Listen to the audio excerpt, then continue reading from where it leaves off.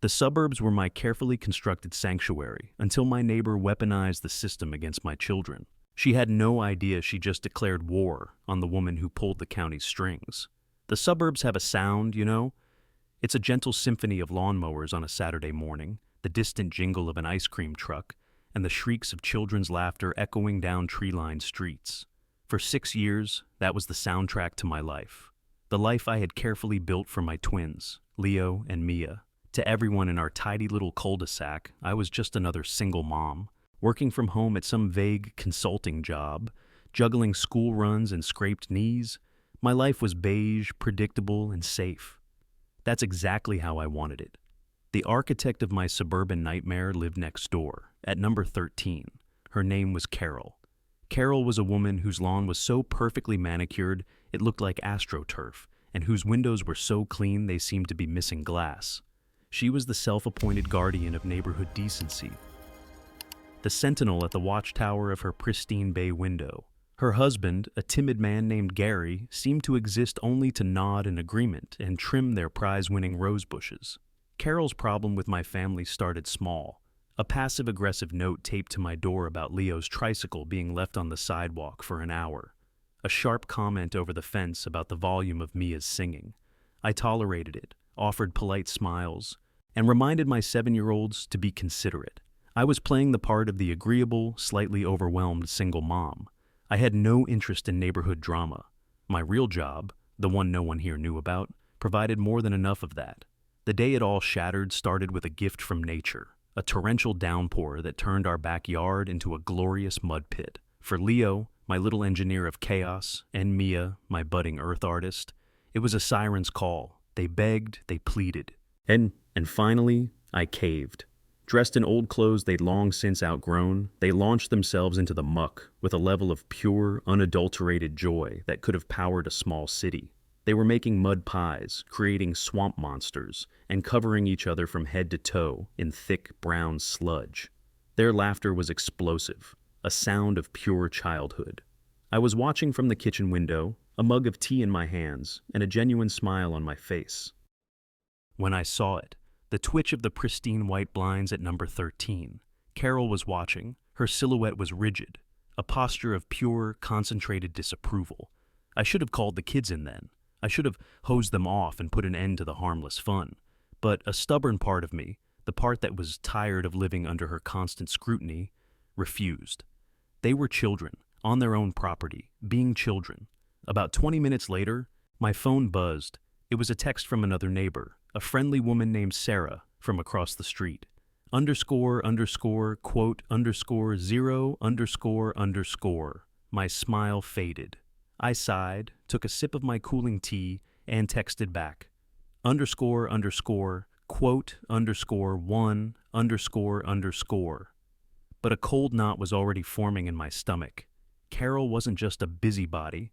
There was a vindictive streak in her. A desire to not just observe, but to punish anything that didn't fit into her perfect, sterile world. An hour later, the kids were clean, the house was quiet, and I was trying to dismiss the entire incident. I was reading a legal brief on my laptop, a particularly dense case file about zoning disputes, my __quote _2 work, when the knock came. It wasn't a friendly rap. It was a sharp, authoritative knock that vibrated through the floor, the kind of knock that means business. My heart, which had been beating at a calm, suburban rhythm, suddenly started hammering against my ribs. I walked to the door, a dozen terrible scenarios flashing through my mind. When I opened it, my blood ran cold. Standing on my porch were 2 people, a man in a cheap suit with a tired, weary face, and a woman with a severe haircut holding a clipboard like a shield. They weren't selling anything. They weren't lost. I knew exactly who they were before they even spoke. "Are you the parent or guardian of Leo and Mia Sterling?" the woman asked, her voice flat and devoid of any warmth. "I'm their mother," I said, my voice barely a whisper. I could feel the blood draining from my face. "I'm Sarah Jenkins, and this is my colleague, David Chen," she said, flashing a badge that confirmed my worst fears. "We're with the Department of Child and Family Services. We've received an anonymous report concerning the welfare of your children. May we come in?" My mind was screaming. Anonymous? I knew exactly who it was. The Sentinel, at number 13. My hands felt numb as I stepped aside to let them in. They walked into my clean living room, their eyes scanning everything, judging everything. Leo and Mia came padding down the stairs, their faces clean, their hair still damp from the bath, looking like the picture of innocence. They froze on the bottom step, sensing the icy tension in the room. Miss Jenkins didn't smile at them. She just looked down at her clipboard. Quote, _7, she began, her voice a monotone drone of bureaucratic dread. Quote, _8, she looked up from her notes, her eyes meeting mine with a cold, professional stare. Quote, _9, immediate danger. The words hung in the air, thick and poisonous. My children, my entire world, were in quote, _10, because of a mud fight. And this woman, this stranger, now held the power to rip my family apart based on the venomous lies of my neighbor. The fear was a physical thing, a cold hand squeezing my heart. But as I looked at the smug, self-satisfied face I could so clearly picture peering through the blinds at number 13, a different feeling began to surface. It was a slow-burning, icy rage. Carol had just declared war. A war she couldn't possibly know she was destined to lose. She had no idea who I was. But she was about to find out. I took a slow, deliberate breath, forcing the air deep into my lungs. The primal scream that was building in my chest had to be contained. Panic was a luxury I couldn't afford. I gave my children, who were still frozen on the stairs, the most reassuring smile I could muster. Quote, _11, I said, my voice unnaturally calm.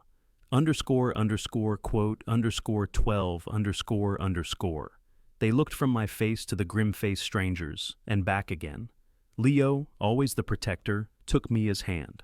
Quote, _13, he said, his little voice filled with a gravity that broke my heart. They scurried upstairs, their footsteps a soft patter on the wood. The silence they left behind was heavy and suffocating. I turned back to the social workers. Quote, _14, I said, gesturing towards the living room. Quote, _15, I let the words hang there, tasting like ash. Quote, _16, I became the model of cooperative transparency. I didn't wait for them to ask. I led them on a tour.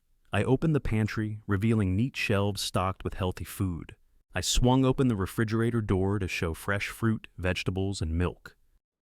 I walked them upstairs, showing them Leo and Mia's shared bedroom, a happy explosion of color with books stacked on shelves and drawings taped to the walls. Their beds were made, their clothes were clean and put away in their drawers. In the laundry room, the muddy clothes from their afternoon adventure were already tumbling in the washing machine. With every clean room, with every full shelf, I could see the foundation of their certainty begin to crack.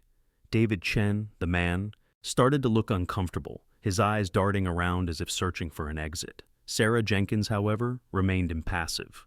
Her pen scratching notes onto her clipboard. Her expression was a locked door. Quote, _17, she announced when the tour was over.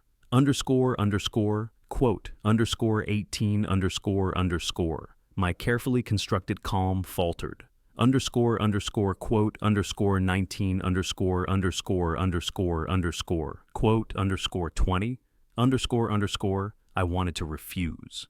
I wanted to scream that the only thing making my children feel unsafe was her presence in their home. But I knew that would be seen as obstructive, as a sign of guilt. I nodded, my jaw tight. Quote, _21, I sat on the top step of the stairs, my body rigid with tension. As Miss Jenkins went into their room and closed the door, I could hear the low murmur of her voice, then the high, clear tones of my children. I heard Mia explain, with great enthusiasm, that they were making a quote, _22, and that mommy made them take quote 23 afterwards. I heard Leo seriously tell her that their mommy never, ever lets them play outside unsupervised because quote 24 they were in there for 20 minutes. It was the longest 20 minutes of my life. When Miss Jenkins emerged, her professional mask was still in place, but I saw a flicker of something in her eyes. Frustration? Annoyance? She and her partner conferred in hushed tones by the front door. Finally, she turned back to me. Quote 25 quote 26 I said, my voice dangerously quiet. Quote 27 she continued. Quote 28 they were leaving. The immediate crisis was over, but as they turned to walk out the door, the icy rage I had suppressed came roaring back to the surface. I wasn't just going to let this go. I wasn't going to live in fear of the next anonymous, malicious call. Quote 29 I said, my tone stopping her with her hand on the doorknob. She turned. Quote 30. I took a step closer, my eyes locked on hers. I lowered my voice slightly. Quote 31 the shift was instantaneous and electric. Sarah Jenkins's professional mask didn't just crack, it shattered. Her eyes widened, the color draining from her face. David Chen froze completely, looking between me and his partner in alarm. Judge Abernathy wasn't just some judge, he was the administrative head of the entire regional judiciary. He was her boss's boss's boss. The name was a key, and I had just used it to unlock a door she never knew existed. I see, she stammered, all her previous authority gone. We will certainly note the questionable nature of the complaint in our report. I'm glad to hear it, I said, my voice like polished stone. Have a good evening. I closed the door behind them and leaned against it, my body trembling with adrenaline. The fear was gone, replaced by a cold, diamond-hard resolve. Carol had tried to use a system to destroy my life. Now, I would use the system to dismantle hers. She thought she was reporting a messy backyard. She had no idea she had just reported herself to the woman who ran the county from the shadows. I walked calmly to my study, unlocked a drawer in my desk, and pulled out a slim, encrypted burner phone. I dialed a single number. The voice on the other end answered without preamble. Go. It's me, I said. I have a new project for you. A full-spectrum inquiry. Name is Carol Peterson, number 13, Willow Creek Lane. There was a pause. Start with the permits for their new sunroom, the one Gary's construction company built last summer. I have a feeling the inspections were expedited. Then, I want you to look into the property line dispute they won against the elderly couple who used to live there 3 years ago. Dig deep. I want to know every corner they've ever cut, every rule they've ever bent, and every skeleton they have. The man on the other end of the line, a shadow I knew only as Silas, didn't ask questions. He simply processed information. Quote 41 quote 42 I replied, my voice devoid of emotion. Quote 43 quote 44 he said, and the line went dead. I put the burner phone back in its drawer and locked it. For a moment, I sat at my desk in the gathering dusk, the only light coming from the street lamp outside. The mask of the suburban mom was gone. In its place was the woman I kept hidden from the world, the woman who knew how the intricate machinery of the county truly worked. My quote 45 job was a carefully constructed fiction. In reality, I was a fixer, a ghost in the system. I was the person politicians, judges, and business leaders called when they had a problem that couldn't be solved through official channels. I traded in information, influence, and leverage. My power wasn't on any letterhead. It was in the web of favors owed and secrets kept, a web I had spent a decade meticulously weaving across the entire county, and Carol had just flown straight into the center of it.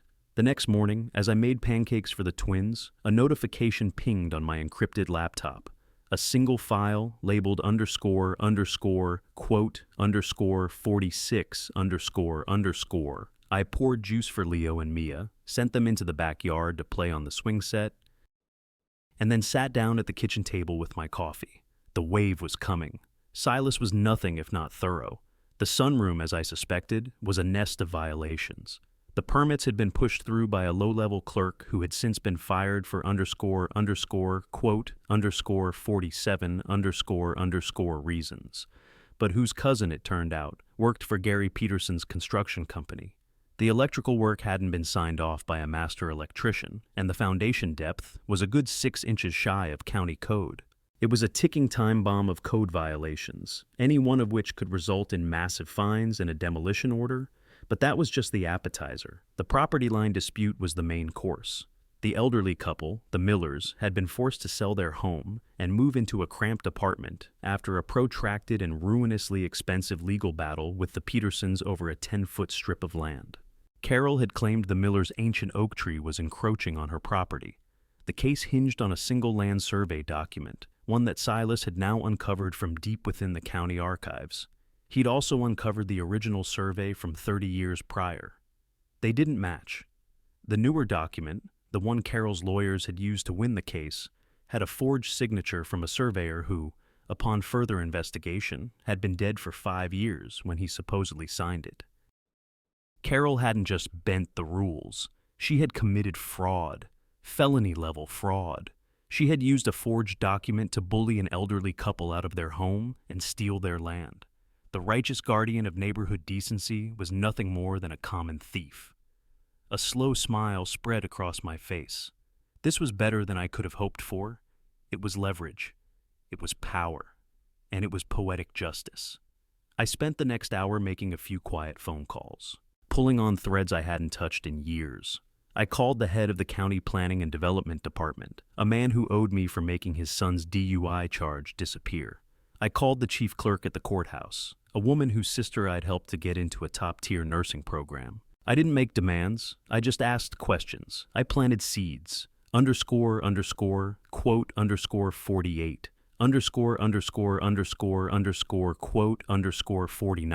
_49, the system, once nudged, began to move on its own. The gears were turning, slow and inexorable. The first sign that the wave was about to crest came 3 days later. A bright yellow truck from the county code enforcement office pulled up in front of number 13. 2 men with clipboards spent over an hour walking around the Petersons' property, taking measurements of the sunroom, peering at the electrical box, and making notes. I watched from my kitchen window as Carol came out to speak with them, her face a mask of indignation. The conversation was short. Her face was pale as she went back inside. The following morning, it was a different truck. This one was from the county surveyor's office. They spent the better part of the day driving stakes into the ground, running colored string between the Petersons' property and the one next door, where a new family now lived. The 10-foot strip of land that held the Millers' old oak tree was now marked out like a crime scene. Gary came home from work early, and I could see him and Carol having a heated, frantic conversation through their pristine bay window. The sentinel was no longer at her post. The fortress was under siege. I gave it one more day to let the pressure build. On Saturday morning, the suburban symphony was in full swing. The sun was shining. The air smelled of cut grass. It was the perfect day for a reckoning. I baked a batch of my signature chocolate chip cookies, the ones I always brought to neighborhood potlucks. I placed them on a nice plate, arranged them just so, and walked out my front door. I strolled calmly across my lawn, up their perfectly edged walkway, and rang the doorbell. Carol opened the door. The change in her was startling. The smug superiority was gone, replaced by a haunted, hollow-eyed anxiety. She looked like she hadn't slept in days. When she saw me standing there with a plate of cookies and a serene smile, her face contorted in a mixture of confusion and raw hatred. "What do you want?" she spat. "Good morning, Carol," I said, my voice as sweet as honey. "I just baked these and thought you and Gary might like some. It seems like you've been having a stressful week." I held out the plate. She just stared at it as if it were a coiled snake. "May I come in? I think you and I need to have a little chat. About your sunroom, and about the Miller's oak tree." Carol's face went a ghastly shade of white. Her mouth opened and closed, but no sound came out. She stared at me, her eyes wide with a dawning, horrified understanding. The friendly, slightly overwhelmed single mom from next door was looking at her with an expression she had never seen before. An expression of absolute glacial control. She stumbled back from the doorway, a silent invitation. I stepped inside, placing the plate of cookies on her immaculate hallway table. The house was as perfect inside as it was out, but the atmosphere was thick with a new kind of filth, pure, unadulterated panic. Gary was in the living room, slumped in an armchair, staring blankly at the TV. He looked up as I entered, his face a mess of bewilderment and fear. "I don't understand," Carol whispered, finding her voice. It was thin and reedy. "The code inspector, the surveyors, how did you—" "Let's not waste time on the how, Carol," I said, my voice calm and even. I remained standing while they sat, a subtle but significant shift in the power dynamic of the room. "Let's talk about the why. You filed a report, a malicious, knowingly false report that brought 2 government agents into my home and threatened to tear my family apart. You did this because my children were playing in the mud. You weaponized a system designed to protect abused children to satisfy a petty grievance." I let that hang in the air. I could see Gary's eyes flicker towards his wife, a question in them. He clearly hadn't known the full extent of her actions. "I don't know what you're talking about," Carol lied, but her voice trembled. "Don't you?" I asked, raising an eyebrow. "Let's talk about things we can prove then. Let's talk about a sunroom built with fraudulent permits and shoddy, dangerous electrical work. A structure that the county will almost certainly order you to demolish at your own expense, followed by tens of thousands of dollars in fines." Gary flinched as if I'd struck him. His construction company's reputation was his entire livelihood. Quote, _61, I continued, my gaze shifting to Carol, quote, _62,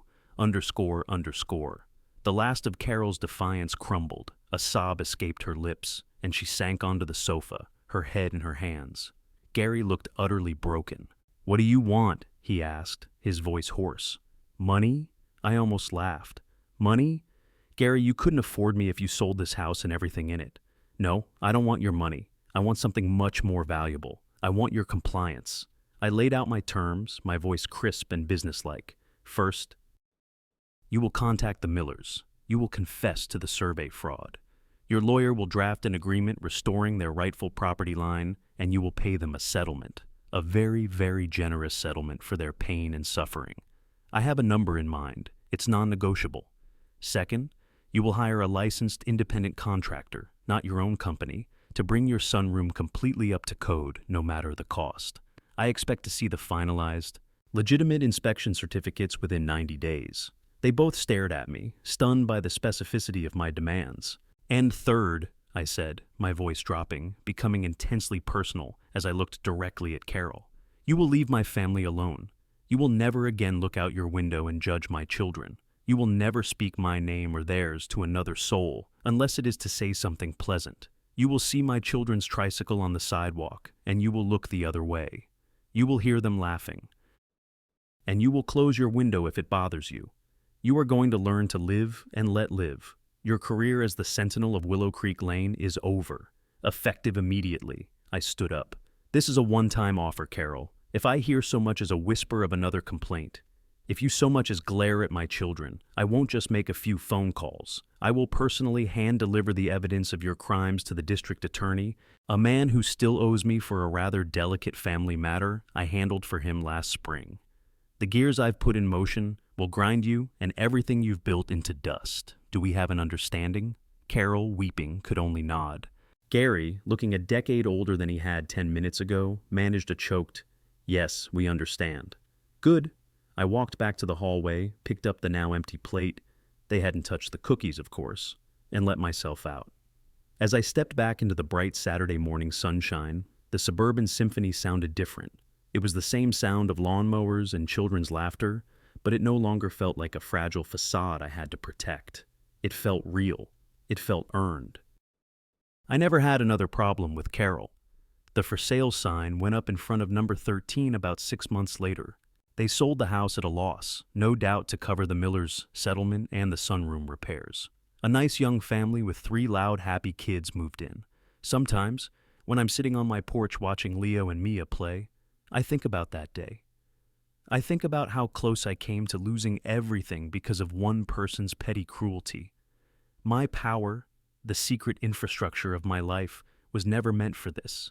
It was a shield for the truly vulnerable, a tool to balance the scales of justice when the system failed. But Carol had forced my hand. She had threatened my children, the one thing in my universe that was non-negotiable. She wanted to see my power, so I showed her. And in doing so, I had not only protected my family, I had secured a small measure of justice for the Millers. My life was beige, predictable, and safe once more.